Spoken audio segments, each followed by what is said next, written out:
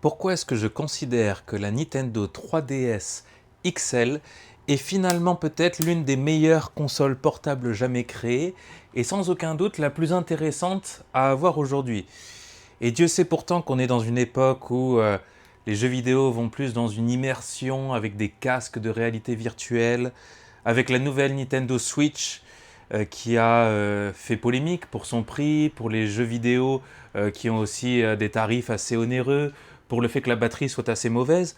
Alors comment ça se fait que cet appareil, qui date déjà depuis de plus d'une décennie, parce qu'elle a été créée en 2011, le modèle XL en 2012, elle a été produite jusqu'en 2020, et pourtant, je trouve qu'elle arrive toujours à se démarquer sous de nombreux aspects. Déjà, ça se voit à la vidéo.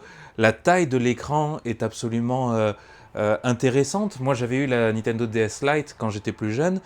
Et aujourd'hui, c'est beaucoup plus compliqué de revenir à ce genre de modèle parce qu'on est habitué aux écrans toujours plus grands. Alors que la Nintendo 3DS XL, c'est vraiment le modèle le plus avantageux, je trouve. Comment est-ce que je suis retombé là-dedans? Je vis au Japon, et au Japon, il y a énormément de boutiques d'occasion pour l'électronique, les book-off, les hard-off. Il y en a aussi en France, mais alors au Japon, c'est vraiment, ça fait partie de la culture, et tu peux en acheter très facilement. Donc les Nintendo DS classiques, on en a pour entre, allez, 4000 et 8000 yens, donc entre 25, peut-être jusqu'à 30 euros à peu près d'occasion, 50. La Nintendo XL 3DS, elle est plus rare, plus recherchée. Donc c'est plus des tarifs comme 15 000, 20 000 yens. Donc on est à peu près sur la petite centaine d'euros. C'est un petit budget, mais c'est un petit budget qui, comparativement à, on va dire, les autres consoles portables actuelles, vaut le coup. Alors ça fait des mois, celle-ci je ne l'ai pas achetée, on me l'a prêtée, que je la teste. Et j'avais envie de faire un petit retour dessus. Je ne suis pas du tout expert en rétro gaming, en jeux vidéo. Je suis juste un simple utilisateur qui a eu des consoles par le passé. Et je me suis demandé, mais pourquoi la Nintendo DS avait été un tel succès? Pourquoi c'était la seconde console la plus vendue derrière la PS2?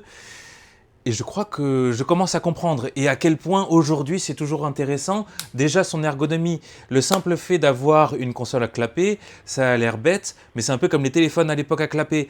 Sa forme, son design fait son intérêt. Et on n'a pas peur de l'abîmer, parce que actuellement, que ce soit les téléphones portables, que ce soit les consoles modernes, vu que c'est qu'une seule machine qui ne se referme pas, on va toujours avoir peur de l'abîmer, de la rayer, que les clés entrent en contact avec l'écran. Là, il n'y a pas de souci, c'est un bloc, c'est compact, t'as pas peur qu'elle soit endommagée. Et puis, il y a un plaisir à la refermer, à la déclipser, vraiment comme les téléphones à clapper à l'époque.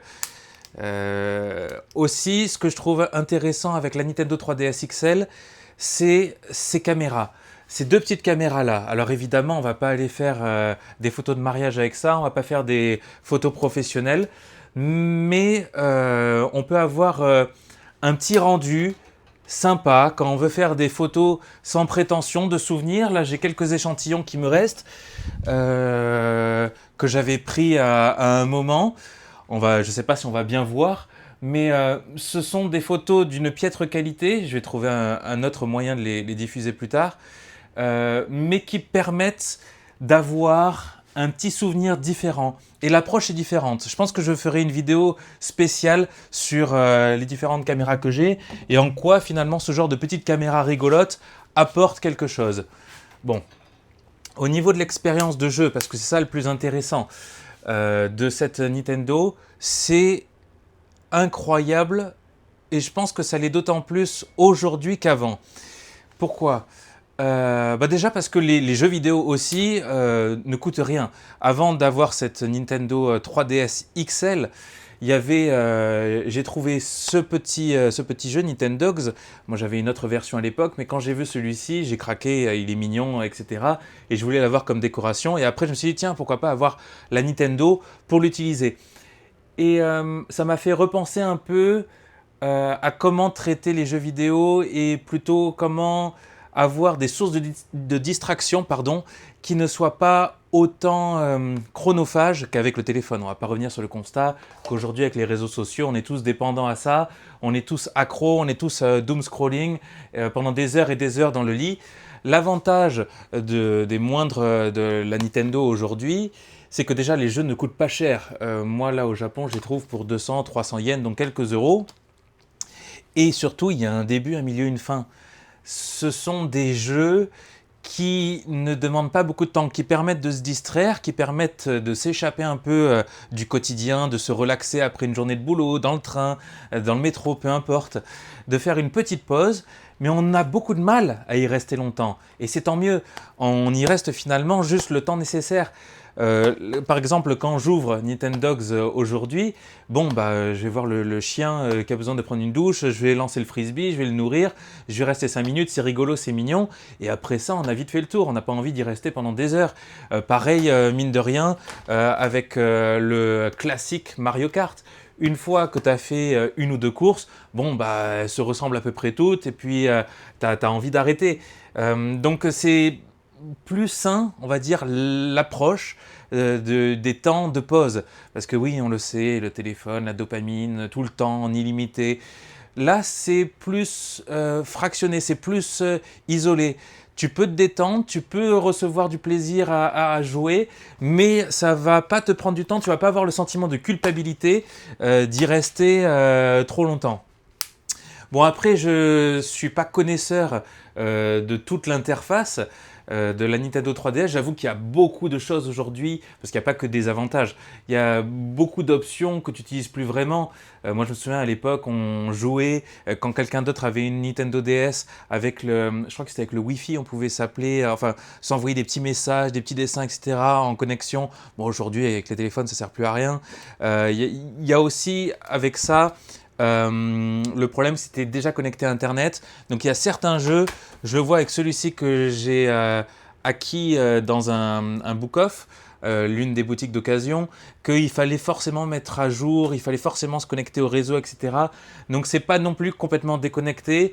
Il y a besoin d'avoir une connexion Internet, mais dans l'ensemble, tu peux quand même avoir une belle expérience très facilement. On va dire, allez, pour une grosse centaine d'euros, un gros cadeau de Noël, un gros cadeau d'anniversaire, on peut se faire plaisir en retrouvant une belle console, beau design, des grands écrans.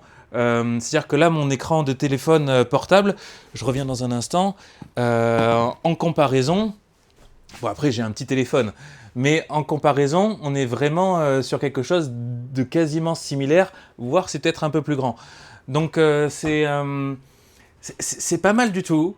Et puis le seul petit point qui n'est pas un point négatif, mais juste à dire que c'est pas la panacée, c'est pas incroyable, c'est l'option 3DS. Bon, je pense que ça c'est pas resté.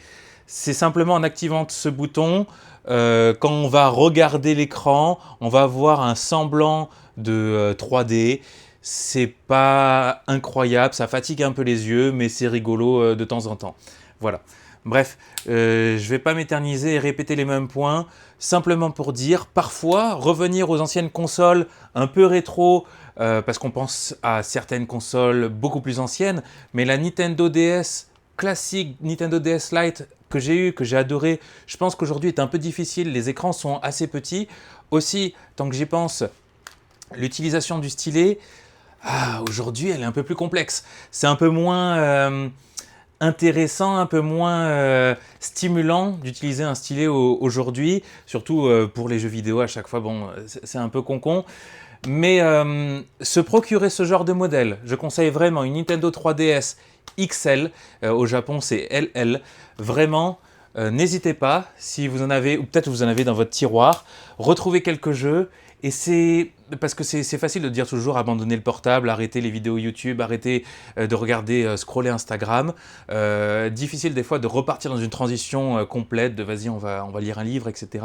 Si on veut rester avec un écran et y aller doucement, eh ben, je trouve que c'est la meilleure manière de se détendre, d'avoir du bon temps, dans les transports rapidement pour passer le temps, en revenant du boulot, du travail, peu importe. Je trouve que c'est génial.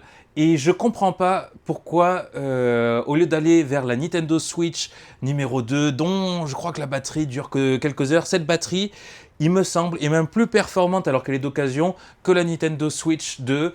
Il y a un magasin, une collection de jeux incroyable parce qu'il y a toutes les Nintendo DS, tous les jeux qui étaient sur Nintendo DS qui sont compatibles, plus les 3DS.